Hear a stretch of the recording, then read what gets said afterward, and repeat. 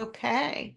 Welcome to the show, Puzzled Parents. I have Jill Schieber with us today, and I'm so excited to have you on the show. Welcome, Jill. Thank What you. brings you here today? How are you connected with the autism community? So I'm a social worker for 40 years, and in my um, practice, I learned that people were very lonely. People who had any kind of developmental disability or any kind of difficulty. Specifically, people who had social difficulties such as autism and ADHD and anxiety. But Mhm. it became very clear to me that people were lonely, and they were putting themselves at risk by being on the internet because that's really the only way they knew how to do it.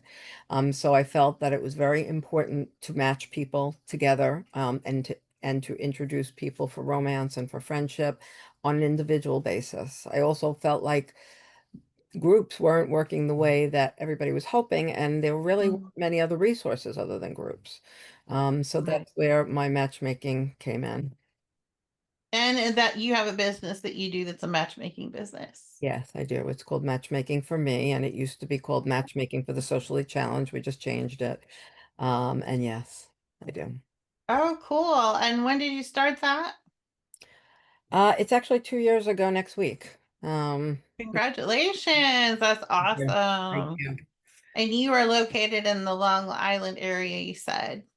Well, I serve nationwide. Personally, I'm in Long Island and mostly cater to the New York City metro area, but we have a lot of people nationwide as well. So, yeah. So it was interesting you said about dating online. That's actually how I met my husband. Hmm. Yeah, well, We it's changed unfortunately. Back some time it was so much safer. Yeah. yeah, we've been married for 5 years, but Hmm. yeah, there's definitely some unsafe characters out there and unsavory characters because I Totally. could definitely tell you some stories, which I won't share here, but yeah, Me I too, think unfortunately. this is Yeah. a great, I think this is great because, dating is very much a social skill. Hmm. And, even if it goes as far as marriage is a complete skill set itself. And Yes. that's not something Yeah. that they're going to get in school or anything like that. Yes, yeah, Um, that's something interesting we've gotten into. We could talk about that later, is the marriage counseling for people who have special needs. We've been doing as well. Okay. So do you have a particular tell me about your program. Do you do like an initial meet and then kind of like fill out a profile? Like what if somebody wanted to Mhm. start dating, like what is the process that you would walk them through to begin that process? So we have three ways that anybody can get involved. The first way is for free. The next way is what we call basic membership, and then we have premium membership. And the premium membership is what anybody would think of when they think of being involved with a matchmaker. We're out there looking for them. We find them a certain number of guaranteed matches, and so that's the premium membership. But the basic membership and the free aspect of it forms our database. So that's kind of where we pull people from, um, primarily from the database.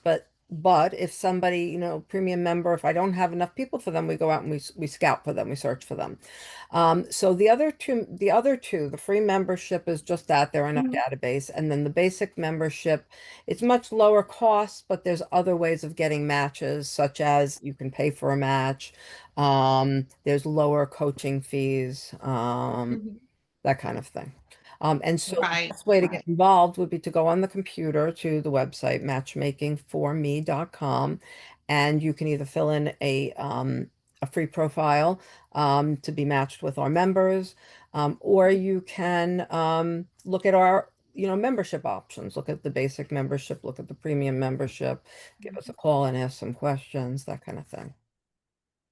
That's amazing. Like, was there framework set up for that, or is this something that you've developed from your experience, like the questions that you ask and the method that you use to match people? Yeah, it's all come, from my experience. There really, as far as I know, there's nothing like it in the country that does it. There are some similar, but they're very, very different. I don't know how to explain it, but they're much less of a scale. Um, Right. and yeah, no, everything I do is mostly therapeutic because that's my background. That's awesome. Mhm. Now, do you does the person, if they go to sign up, do you have a sort of a vetting process to protect against like For sure. people that Yeah. might be inappropriate or things like that? Absolutely. That's one of the most important things. So we do a background check, we do Okay. identity checks, and we also vet people. So there's nobody that I will match with anybody else for friendship, for romance in any way until I've gotten to know them. So we kind of do like a Zoom interview and we really just talk and I get to know them as well. And so I believe I like to say that that's what makes us safer. That's definitely a great idea. Yeah. Yeah, I think it hmm was really cool that you came up with that and just kind of dove in and develop your own framework. hmm hmm That's kind of what I've done in my coaching business because I have an autism advocacy and coaching business, Bright Path for Autism, hmm that I've kind of developed using my experience in healthcare in addition to raising my daughter with autism by myself. Wow. And I think that's what makes it unique is it's not a textbook, it's not rubber stamped, it's not something that, Right. you know, as my dad would say, Joe Blow off the street could walk in and do it, you know. Yes, exactly, exactly. It's very, very, very specifically unique. hmm So that's awesome. Yeah. We also do coaching in a similar way. The coaches that I use, they don't use a curriculum, although they know of curriculums, they don't use a curriculum. It's Right. very person-centered, what they need. Some people need to be meeting every week with our coaches and need them very Mhm. involved, and other people need to just kind of check in and see how things are going. And Right. so the coaching is also that kind of model. So what oh shucks, I had a question. It just went out. The coaching, maybe related to the coaching. What's that? Was it something related to the coaching? No. It was something related to the coaching. Yeah. What do you feel are the baseline skills that someone would need to have to be successful in your program, social skills wise? Like, I know that you teach some things and go through your program, but I feel like there's probably some kind of baseline. They have to be at least able to do this before we can go to the next thing. Usually we go with communicating, speaking. However, I find that we draw very high functioning. I know that's not the right term to use, but very I don't know any other word. I've been using it for 30 years, so Yeah, and I still do too, to be I honest with you, because I don't think there's words like it.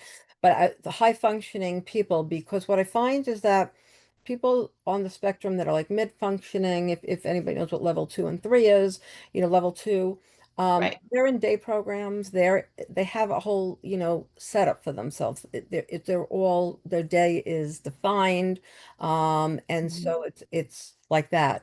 But people who are high functioning, they can have jobs and they can do things. They can drive, some can and some can't. But there's Right. really no way of interacting with people in a structured way that can help somebody. And so I find that primarily we get a level one kind of higher functioning Mhm. person. Okay. But generally I go by speaking because I think that or just sign language, some kind of communication. I think Gotcha. that needs to happen to make as many friendships and that kind of thing.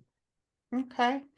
So a basic knowledge of not just speaking, but being able to listen and kind of process and pick up on some facial cues, social cues, those kind of things a little No, bit. I mean, you not can work on those, necessarily. but No, not necessarily. I mean, that's what we do, but just in order to have the ability to communicate, to learn. okay. I mean, then I've seen people that speak with boards and they're adept with it, and that's fine.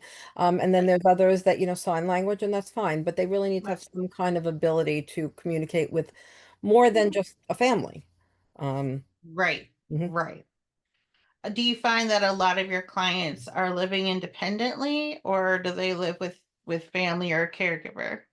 Yeah, it's very, very 50-50. I think it's kind of age dependent. I think in the 20s, I think they're living with their families. And then at some point they try and live independently because, most parents, their biggest fear is what happens when I'm not here. So that Right. very important to kind of make them as independent as possible. And that's what I'm seeing. So, late 20s, I see people either in a supported environment or living with a friend or learning how to live on their own. So I think it's a Right. little bit of everything, and it depends on what deficits and what skills need to Hmm. be, they need to have. So do your services include for those that need it? Like let's say I'm someone on your service and you've been working with me for a little while under the dating aspect of it. But let's say, okay, now I move out of mom and dad's and you get a couple of challenges. There's some definitely a skill set that you need to be able to do that. Is Mhm. that something you could work on with people as well, or is that kind of like a separate program you do, or would that kind of intertwine with what you're doing? Yeah, I mean, I think that relationships affect our lives in general. So not Mm. as a rule, but when it's in a session, I think that and somebody brings it up related to meeting people, coach, relationships and communicating and all that, absolutely our coaches will definitely address those things. Now, do you partner with any other coaching or community resources as well? Well, so as a matchmaker, matchmakers they connect, so if they're looking for somebody in a different state or whatever, and so although it's not, I'm the only one who specializes in this, but Right. sometimes they look to each other more to make matches, but sometimes I do look to them to find a match someplace. So that's the Mhm. network, and I'm very big on networking. I think it's very important to connect because the people out there that need this, you know, they don't know and they're not necessarily Googling. And so I think a lot of the therapists and Mhm. professionals that's important. So I network as much as possible with that. That's awesome. Yeah. Now, does your company have like an affiliate program associated with it, or is it just kind of networking, communicating, just kind of meeting people? Not really affiliate. No, not really an affiliate. No. We have a second company that we work with teenagers with, just for friendship, but not like you're talking about. Okay, Hmm. well, that's really cool. Do you want to talk about that other company that focuses on teenagers as well while we're here? Yeah, sure. It's fairly new. It's called the Friendship Remedy. And what we do is we're pairing people with um, Mhm. what we call e-pals, which is like a modern day version of a pen pal. Right. And so we'll give them somebody in Connecticut and somebody in Texas. We'll give them somebody else similar to them, and they're video chatting with them and becoming friends, just the same way they would try to do on the Mhm. internet. And sometimes we'll include coaching if if it's felt that it's needed. Sometimes, the coaches will work with a lot of our members and clients Mhm. in the session. So, for example, if they're meeting for the first time, a coach might be part of it and kind of prompt Right. certain questions and kind of help them get to know each other in the Okay. beginning. And so they will do that for our teens as well. Um, Sort of like a facilitator. Yeah, exactly. So that tends to be 13 to like 18. And it's just getting off the ground, but I've had so much of a request for it that, I want Oh, yeah, for certain, to, for yeah. sure. And it's a less costly program. It's just, like I said, it's like old-fashioned pen pals, Yeah. in a way, knowing people and having friends at a different place. And I hope to see that in the future that they might go visit each other, that kind of thing. Right. That's Right. where we're going with That it.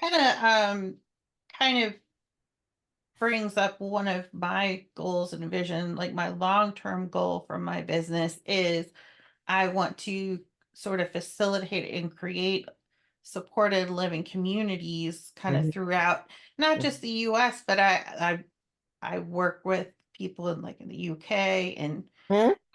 you know, Africa and different places Hmm? where there's such a need. Oh, yes, for sure. There really is a Um, need. the other thing that I work with is employers Hmm. like trying to Yes. I'm starting to do this. This is new for me. Hmm. Is trying to develop, I don't know if you call Relationships. it a program Yep. or a branch or a Relationships. network. Yeah, Yeah. education where, because my daughter's 27 Okay. and she lives on her own. Hmm. She can work part-time if she chooses. She's not right now because she's got some issues going on right now. But it's hard to get people to hire her. Yeah. There's and that's the thing. I think autism is now what, one in three, I Yeah. think. Yes. And so these kids are going to grow up, and my question is, now what? Like you were saying, parents are worried about what happens when I'm not here anymore. And so that's sort of the question that I deal with, is more like what happens when you're not here? Well, let's create Yes. that. And Yes. I think that you've hit the nail on the head with this very important skill, because these people want the same things we want. They want to be independent. They want these Yeah. meaningful relationships. They want to Hmm. be out on their own and be having a fulfilling life. So I think that's great. Yeah, I think in my corner of the world, like New York, New Jersey, that area, I've seen it's kind of similar to what you're doing, people who are working on, connecting them with different companies and you know, helping, the public understand that there's a very positive place in the workplace for them. And yeah, and I think that's great. And I've even seen a company in New York, and I don't know that there's much of this, but what the company does is they do like management, like they kind of do all the paperwork and all that stuff, but they also are kind of like a support system, like a family in a certain way, like, calling and following up. And I think Like that, a job coach type thing. no, it's actually, they're very hard to explain because they're very unique. And it is, they'll do all of the case management stuff. But on Okay. top of the case management, they become like a support system, but a more personal support system. Right. And trying to think of the name of the company. I'm going to tell you in a minute. Yeah, I'd love to have that. They are phenomenal, and they kind of very, very personal. So if I set one of their people up on a date, they'll go over there and they'll talk to them and they'll help prepare them and do all different things you know, to help. And they consider themselves counselors. It's called Future Centered Care, and they're out of Manhattan. And do you want their phone number? Did I give you that? Sure. Do you have a point of contact there? I do. I do. I don't usually record this stuff, but that's okay. Absolutely. Folks, this is real and raw. It's real time. You get what you Absolutely. get. Yeah. Life's messy. Life, it just flows. And Yeah. this platform is to share all Absolutely. resources, anything that can help people. Mhm. So we're going to go ahead and do. I'd like people to learn from her too because I think she's brilliant, honestly. So her name is Allison Kleinman, and her number Allison, what was the last name? Kleinman, Kleinman. Okay. And her number is 917-721-9227. And you don't think she would mind having her number out there on a No, not program? at all. Not at all. She's wonderful. And if it's not somebody in her area that she can help, she'll find you somebody. But it's been a very unique program that is so badly needed for people as they're aging. And as a social worker working with families, that was the number one fear is what's going to happen when I'm not here. Yeah. And is their Yeah. brother or sister, or they don't have a brother and sister, or their cousin, Right. right to be the one to take care of them? And is it fair to do that to Absolutely. somebody? Yeah. Absolutely. And I Mhm. actually took a short break for about 6 months from doing physical therapy with patients to be a case manager for the Medicaid program here in Virginia.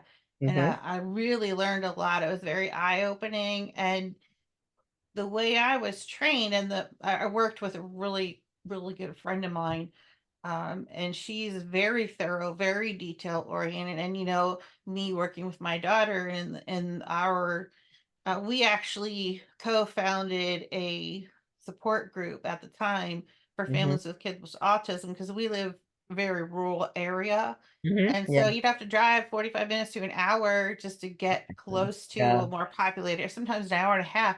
Yeah. And your kid doesn't want to do that there and back and then have to do all that social thing and have to ride home. And Yes. Yes. so we formed a local thing. But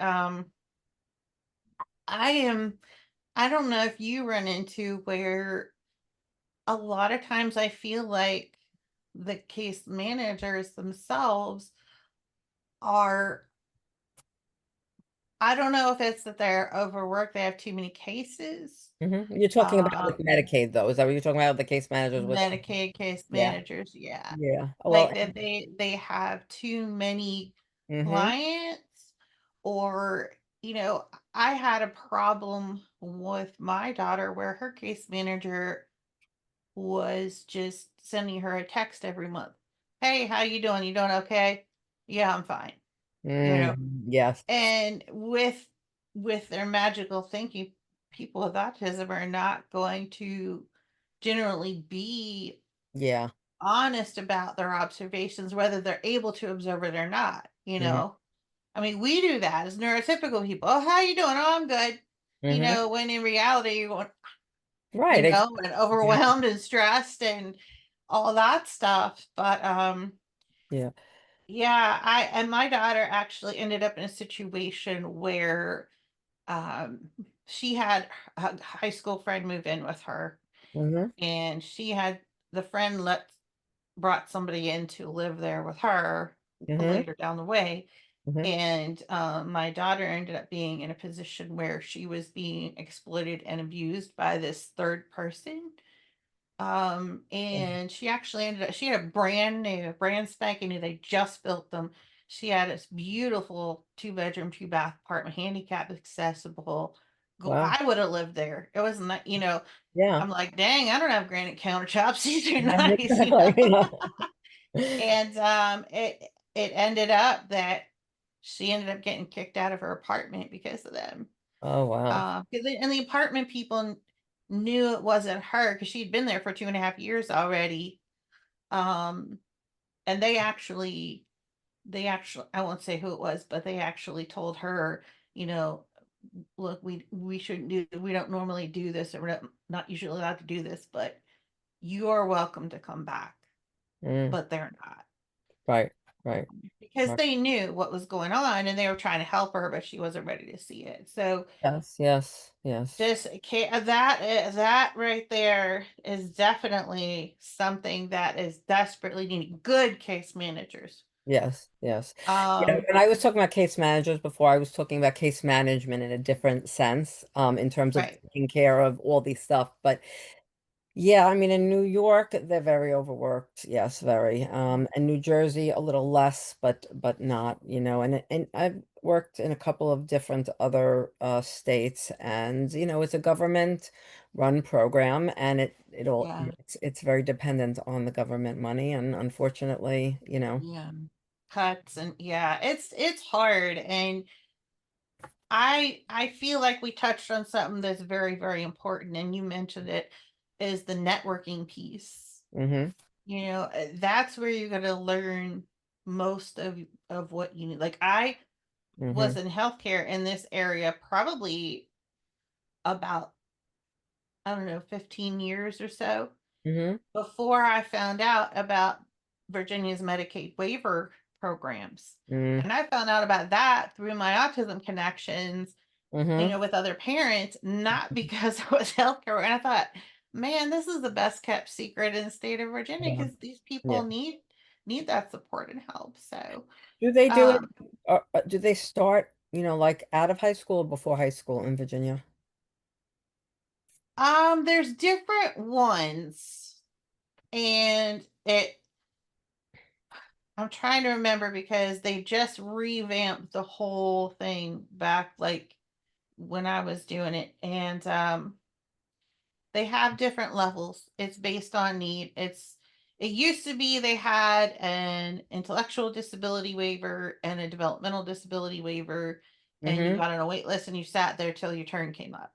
Mm-hmm. But now it's based on what you need and what your situation is like. If for some reason, you Mm-hmm. know, like let's say you have an adult with autism and their parents do pass away and they're in a situation where they're going to become homeless. Right. Well, Right. they go to the front of the line. They go on level one Sure. and they're going to need X, Y, and Z. And they get Mhm. emergency help Okay. and all this stuff. Okay. So, um, but yeah, we were able to get one of the waivers where because she was on the wait list, Mm-hmm.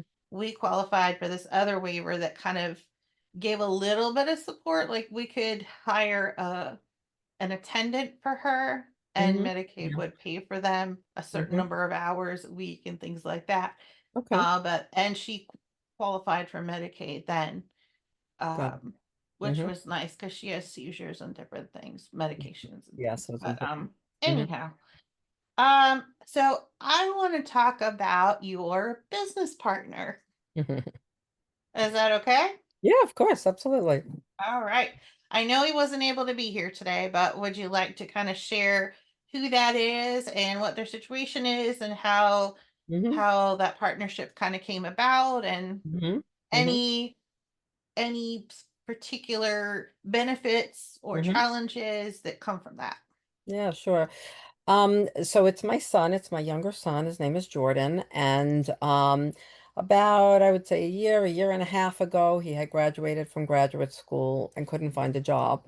And he majored in business and had a real business sense. And he was always kind of helping me with the business. And we just decided to make it official that that we would be partners and do this together.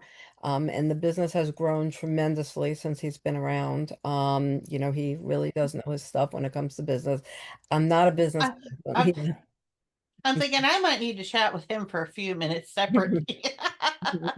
Because I'm a healthcare worker. I don't have a degree in business, but Yeah, no, that's anyway. exactly what was happening. Literally the first month I was in this and people were like, "Do you think that we should do this or that?" And I was like, "No, you can wait with that and you can wait with this." And I wasn't really like, selling to some extent and helping people to understand how helpful it would be. And so, I'm a social worker.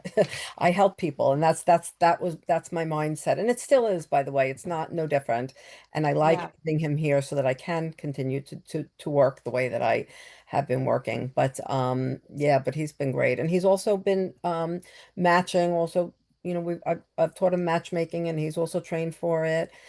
So he's taking a little bit of everything. Right now we're doing a lot of social media together Right. to get the word out. And yeah, and that's So he has high functioning no, autism he's as not. No, well. he doesn't have high functioning autism. My older child was one that we had more issues with. Not really autistic, but a lot of anxiety and stuff going on with it, learning issues. But no, my younger son, and it's very interesting. My younger son was always very quiet, and he was kind of had like that, kind of had some similar things, but didn't, if that makes sense. And he never, Absolutely. yeah, and who knows? I don't know if he's autistic or not, but if anything, he was the one that had more similar traits. It's so prevalent at this point that it's in every family. You know what I'm saying? It's every. Oh, absolutely. Absolutely. Everyone knows someone who is touched by autism in some way. Mm-hmm. And that's the reality of the world we live in, not just in our communities, but now with Absolutely. Yeah. global reach with things like, well, the Zoom like we're doing today, Mm-hmm. it's definitely something that everybody has a stake in. Yes. Yeah. Like I have a nephew who's on the spectrum, and uh, it is what it is. Everybody's learning how Yeah. to fit into our world. Yeah. Hmm. And that's key, it shouldn't have to be that way, but it is. The Correct. world needs to make room for them, We need you to know. evolve. Yes, we need to evolve around any kind of difficulties and disabilities. We really do. autism being most. Couldn't agree with you more. Yeah, and that's one of my that's one of my objectives for my long-term plan is to really try to do what I, try to help bridge that gap a little bit. Yeah, no, it's super Um, important. And I think what you're doing is amazing by just, oh, thank you. simply getting the word out about all different kind of possible people that can help in the business. Absolutely. You know, when I started this show, it was very much, and I've said this before on other episodes, this platform is for you. It's for the autism community. It's for, Mhm.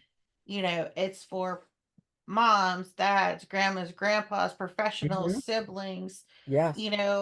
anybody that has and can add value to that community. Yeah. And I really wanted to talk about the things we just don't talk about. Hmm. And dating is one of those things where It definitely is. I had a friend call me today and she's like her youngest son um finally confessed that he has this online girlfriend Hmm. Hmm. who lives all the way across the country. And Yeah. she's like, oh my gosh, what do I do? And, as parents, we don't talk about this stuff and we need to. We definitely And, need to. Yeah. and that's kind of what it's about. So there's another topic that is like that, I think, with autism, and I think that's around sex and Hmm. romance and intimacy. I mean, Right, that's something that's been kind of coming up in this business, and right, it's so very needed. So back when I was, just being a social worker, I had a client, for example, they were twins, a guy and a girl, and the girl was very sexually frustrated. And in every way yeah, she showed that with her behavior. And the parents didn't know what to do with it. And honestly, neither did I at the time. right, Um, Now it's a whole different story. right. I have people that we consult with. My coaches have become so much better at it. But there's been such unique situations. And I'm going to give you one, for example. Hmm. Two people who had different difficulties of their own. One was on the Hmm. spectrum, one not. And and this guy was in his 30s and learned about sex Hmm. through pornography. And so his whole Um, understanding about sexuality was pornography, and didn't see right, anything wrong with it because people talk about sex all the time. And so when he had a girlfriend and he started talking about tying her up, she was petrified. I mean, absolutely petrified. Because she was on the other end. She had never talked about this, never thought about it. And so it was a very real issue that we find yeah, within this community. yeah, And that's an extreme. absolutely. And Mhm. I know that sometimes even neurotypical people, but especially in the autism community, for example, my daughter Hmm. felt like, well, I'm this many years old, and that means I have to do A, B, and C because Yes. that's what I'm supposed to do at that age, Right. Yes. rather than saying, "Uh, how do I feel about that? Mhm. Is this person the right person for me? Are they treating me well? Do they speak to me with respect? Right. And That's right. all those things that go along with it, rather than, okay, this is the trend in society and I'm that age, so that means I have to do X, Y, and Right. Z. Yes. Yes. Do you find that some in your practice as well? With some people, some of people with autism do have a higher level of social Mhm. engagement and social abilities. And so I think those people are the ones that we kind of play tug of war all the time because they may not be ready for certain things. But yeah, Right, I'm 20, I should be driving, or something like that. And right. yeah, that definitely happens for a lot of the people we work with in all different realms. Then, of course, you're familiar with the saying, I'm sure, that if you've met one person with autism, you've met one Hmm. person with autism. So That's it. Yeah. everybody's different for sure, for sure. Yes. Have you ever run into situations where, let's say, somebody finds a successful long-term relationship and then the issue of, do we want to have kids or not kind of comes up? Do you ever see that at all? Not at that point. I don't, we're just starting to kind of work with couples who have difficulties that didn't come from us, if that makes sense. And Right, so, yeah, right, but when I ask the questions, some people just don't have an answer. They don't even know what they're thinking or how they're feeling about it. I mean, it has a lot to do with maturity and developmental delay. right, And so, I might be setting up somebody who's 25, but developmentally like, 15, and they don't right, think of children right, then or even have the ability to. And so I'm right, asking them questions and I may be matching, and honestly, I wouldn't be if they were developmentally at a different level, but you right. know, but we're asking them these questions because this is how we learn about them. And yeah, and they're very different places. And then there's other people who are 21 and like, oh yeah, I want to start a family like now, and it's a whole different, they have a couple of siblings that have kids, and it's a whole different, different people. Yeah, Hmm. yeah. That's interesting. And that kind of brings up another piece that might kind of side swipe yours a little bit, for lack of a better term. Yeah. Um, but like you mentioned, being 21, and then that brings things like alcohol and different Yes. things into the Mhm. mix. Do you have people that have issues with that, or like, Well, is it it just depends kind if of not something yeah. that comes up? Yeah. I mean, I think a lot less with with this grouping do we see Mhm. less. I see less alcohol, drugs, gummies. In New York, marijuana is legal. Right. And Yeah. so uh, I think that for one reason or not, they've learned that, listen, I have my hands full with other things and I don't want to add that. Every once in a while, I had a client who said to me, I don't drink anymore. I had a problem with that. But no, I'm not finding that a lot, honestly, and I Oh, think that's a good. really Good. positive thing. Usually it's please find me somebody that doesn't do any of that. I don't want somebody that smokes cigarettes or vapes or Yeah. Yeah. the most I'll generally get is I'll have a drink every once in a while socially. That's what I tend Right. to hear from Right. anybody who's indulging, if that be the case. Okay. Yeah. That was interesting to me. I just was Yes. wondering. Do you get that with your daughter? Does she have an interest in that kind of thing? Um, Unfortunately, when she was in that situation I was telling you about earlier, Mm-hmm. that's when kind of alcohol and certain Hmm. types of drugs were introduced Yes. in that environment where she was being controlled by these other people and exploited and abused by these other people. And so Horrible.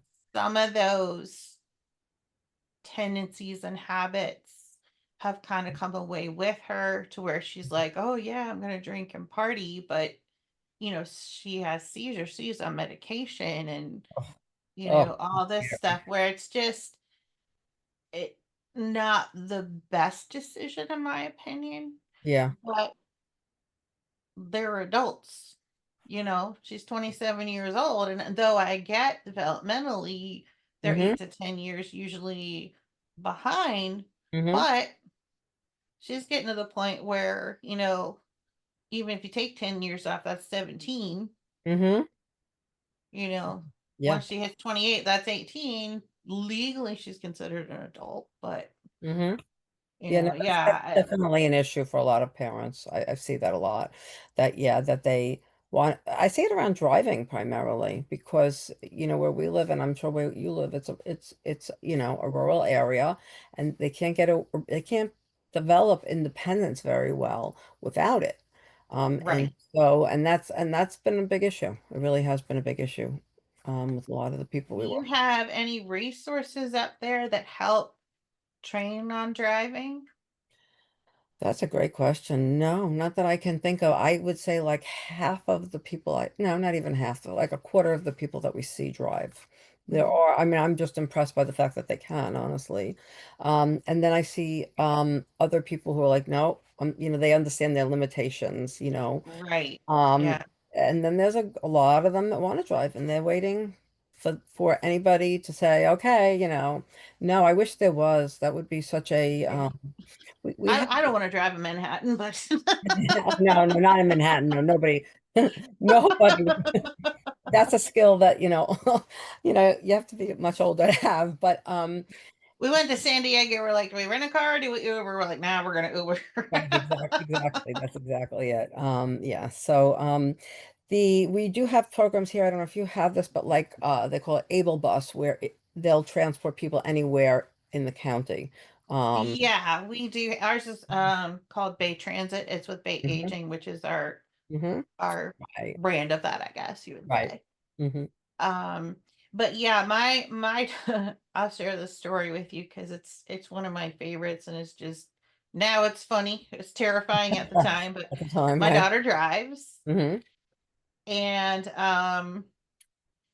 so when she finally got out of that bad situation with the apartment, she moved home for a while till we found her another place. Hmm. And so uh, I couldn't drive. I had a broken ankle. So I said, well, why don't you drive me? We had to take the other car into the shop. I said, my husband's going to drive that car. We're Hmm. going to follow him down to the shop and he'll drive us home. Hmm. No problem, right? Hmm. So, we live on these back roads and you have to get out to the main highway to get down. So Hmm. he gets out to the T with the stop sign, and he stops and then he goes, well, she just blows right through the stop sign, goes Mm. across 4 lanes. Our little Yaris was like screeching and going sideways, and Oh my goodness. my first thought was, this is totally my fault because I didn't explain to her that Mm. following somebody means you Yes. drive normal and go the same way Yeah. that they go. Well, you're right. That's really, yeah, that's, Because sometimes when I find when she was doing really well for a period of time, hmm, you kind of forget. hmm, yes. My second thought was, "Oh my god, I'm gonna die in this little car." I was like, "Oh my gosh!" And the car comes to a stop, and she's just sitting there, and I was like, "Do you need to get out? Like, what do you like? Kind of, what do you want?" Like, I'm not gonna yell at her because, Hmm. and she's like, "I think I'm just gonna drive normal." I was like, "Okay." She's so lucky that nothing happened. You're so lucky. Yeah. Yes, oh my goodness, like, we were across all 4 lanes, and we were, like, right on the Wow. edge of the pavement sideways. I'm like, Wow. my husband stopped, he came back, he's like, "Oh my goodness, I've never heard a car make that noise before." Ah, I'm glad you can laugh about it now. That really was Yes. So scary. people, if you're training your child with autism to drive, make sure you tell them that before you have them Yeah. follow you. Yeah, no, these are things you have to be knowledgeable about autism to know. Yeah. Hmm. I raised her by myself since she was 8 months old, and her father and I didn't really co-parent a lot because Hmm. you know Hmm. it wasn't a good fit, even though I tried. But like with driving, he's trying to tell her, oh yeah, if the light turns yellow, you can go through it. So we're driving down that same highway again, Hmm. and Hmm. we're way back, and the light turns yellow. She's like, I'm gonna go for it. I'm like, stop, stop, stop. Overall, she does really well, Yeah, but no, these are the these are the stories we do too. concrete things that, are interpreted differently. And they Different. just gonna go, why did you tell her that? Yeah. Yes, exactly. Like But yellow stop, you know? yes. Obviously if you're right under it, but if you're way back here, you stop. Yeah. Oh, yeah. Yeah. um Virginia actually does have a resource that helps to teach them about driving. Wow. It's in Staunton, Virginia. It's Hmm. called, well, it used to be called Woodrow Wilson Rehabilitation, whatever, whatever. They Hmm. changed it to Wilson Workforce, and I think the name might have changed again. But it's a wonderful, wonderful program Hmm. where not only do they help with driving, and they can help with tests for like adaptive driving and even things like that, Hmm. but this particular entity also does training where you can, if you can be in high school, but you have to be, I think, at least 16 Mm-hmm. to do it. And you go for like a weekend, and Mm-hmm. they'll assess you, and they have to kind of stay in the dorm and go Mm-hmm. over to the lunch area, kind of like you would if you were in college, go over to the cafeteria to get your meals. Right. Mm-hmm. And they have all these different tons of different areas where they will actually can test you to see what your job skills are. And Wonderful. then if you're a good fit, they'll actually invite you back to be trained in that area. What a wonderful program. That's one. So it's It's work I related can't. and driving, both work and driving. They do have driving. Mm-hmm. I don't necessarily think they do behind the wheel unless it's like, let's say they have OTs that work on it. So let's say you're a person that's had a stroke Right. and you might need some adaptive driving and someone to teach you how to use it. They Right. do that, or they have done that. I don't want to speak for them, Mm-hmm. but Yes. but my daughter went up there and they actually stay in the dorms for Mm-hmm. these programs. Like she went, I think, for at least, I think it was 6 or well, it might have been 8 weeks. Mm-hmm. And she actually got trained in like a personal care aide, Mm-hmm. not a CNA, but kind of like a Mm-hmm. little bit down, like a sitter. Okay. But they had the training where she had to, transfer the dummy with a gait belt, and Mm-hmm. kind of all that stuff. And I love that. I love the idea of them coming living together too, because I think you can do stuff. yeah, I hope they did, but you can do stuff socially with that. socially, yeah, they had that, but also it was they learned life skills too because they were responsible for keeping their dorm clean. They Mm-hmm. had to be good hygiene. They had to keep Yes. their clothes clean. Yes. All those skills, planning, doing the laundry, planning ahead. You had to be at this place at this time, and with medications, they actually had nurses on site, and Mm-hmm. I, I it's been a long time, but I think they had. I don't think they had a doctor, but they have nurses on site. They have like a clinic. And Mm-hmm. so if the person's not able to manage their medications themselves, they would check them in at the clinic. And then every day they'd go over and the nurse would give them their meds. Mm-hmm. Okay. And Okay. also work with them and teach them, How to take it. all that stuff. So amazing program. And they had all different kinds of things. They had everything from stocking shelves to like mechanics, and I Mm-hmm. think they may have even had a welding program or something like that. There was I didn't She wanted to do cosmetology, Mm-hmm. so they had tested her for that, but that wasn't a good fit. So wonderful program. It's run by the People state. go, It's what's run. that? Is it run by the state or is it private? I know that they have I'm not sure where they get their funding. Mm-hmm. Okay. She was under the Department of Aging and Rehabilitation Services here in Virginia, Mm-hmm. so DARS paid for her training. Mm-hmm. Okay. So I didn't really have to look into that too much. Yeah. But that's a good question. Mm-hmm. Okay. But they do have a website, and I can get you that information if you want it. I don't know what it currently is, but I mean, I can look it up. We don't have anything like that as far as I know. We may. As far as I know. I mean, I've been in the field for a while, but yeah, mhm, yeah. But excellent, excellent program. And wonderful.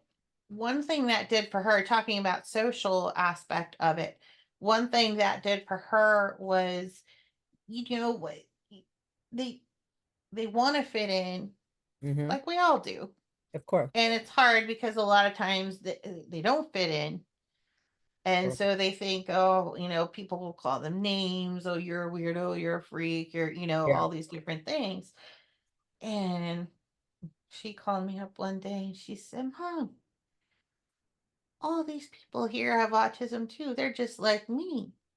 Mm, She was like, mm-hmm. boom, like, That was, hey, yeah, I'm beautiful. not alone. I'm not the only one. Look at all these people, and they're just people like me.